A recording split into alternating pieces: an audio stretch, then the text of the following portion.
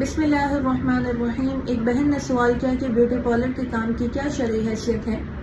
یاد رکھیں کہ فی نفسی ہی بیوٹی پارلر کا کام بالکل جائز ہے، البتہ اس میں کیے جانے والے کچھ امور ایسے ہیں جن کی شریعت ہمیں اجازت نہیں دیتی۔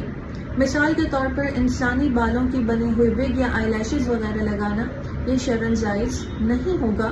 کیونکہ اللہ پاک نے قرآن پاک میں فرمایا کہ وَلَقَدْ كَرَّمْنَا بَنِي آدم، ہم نے بنی آدم کو تعظیم و تکریم سے نوازا، لہٰذا انسانی اعضاء کو اس طریقے سے استعمال کرنے کی اجازت نہیں ہے۔ اسی طرح اپنے بالوں میں انسانی بالوں کو جوڑنا یہ شرعاً ممنوع ہے۔ جو عورت پہلے سے خوبصورت ہو یا قبول صورت ہو اس کے لیے آئی برو بنوانا یا اس کے آئی برو بنانا اس کی شریعت اجازت نہیں دیتی۔ اسی طرح اپنے جسم کو گودنا یا گدوانا، جسے ٹیٹو وغیرہ بنوانا بھی کہا جاتا ہے، اس کو بھی شرعاً ممنوع قرار دیا گیا ہے۔ حدیث کریمہ میں ہے حضور علیہ الصلوۃ والسلام نے فرمایا لعنت الواصلۃ والمستوصلہ، کہ بالوں میں جوڑنے اور جڑوانے والی پر، والنامصۃ والمتنمصہ، بال نوچنے اور نچوانے والی پر، والواشمۃ والمستوشمہ، اور بدن کو گودنے اور گدوانے والی پر اللہ تبارک و تعالیٰ کی لعنت ہے۔ اسی طرح اگر کوئی خاتون ہیئر کٹ کی نیت سے پارلر جاتی ہے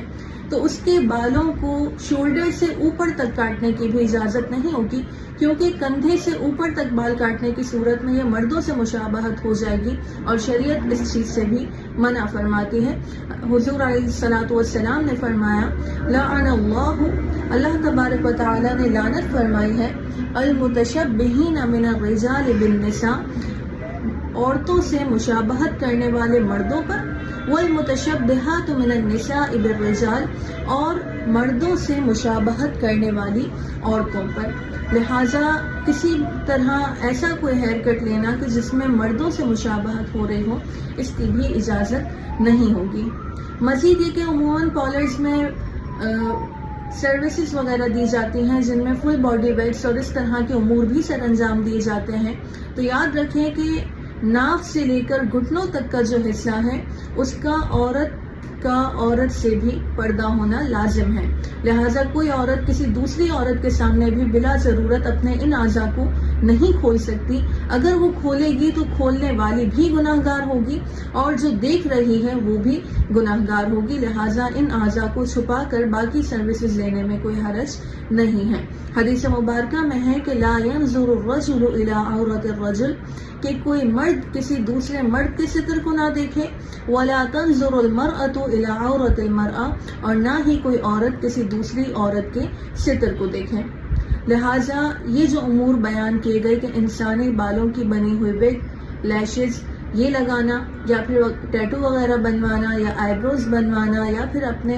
اعضاء ستر کو کسی کے سامنے کھولنا، یا پھر اس طرح کا ہیئر اسٹائل بنوانا کہ جس میں مردوں سے مشابہت پائی جا رہی ہو، یہ تمام امور منع ہوں گے۔ اس کے علاوہ دیگر سروسز لینے میں کوئی حرج نہیں، جیسے فیشل وغیرہ کروانا، یا پھر آرٹیفیشل ایکسٹینشنز لگوانا، یا پھر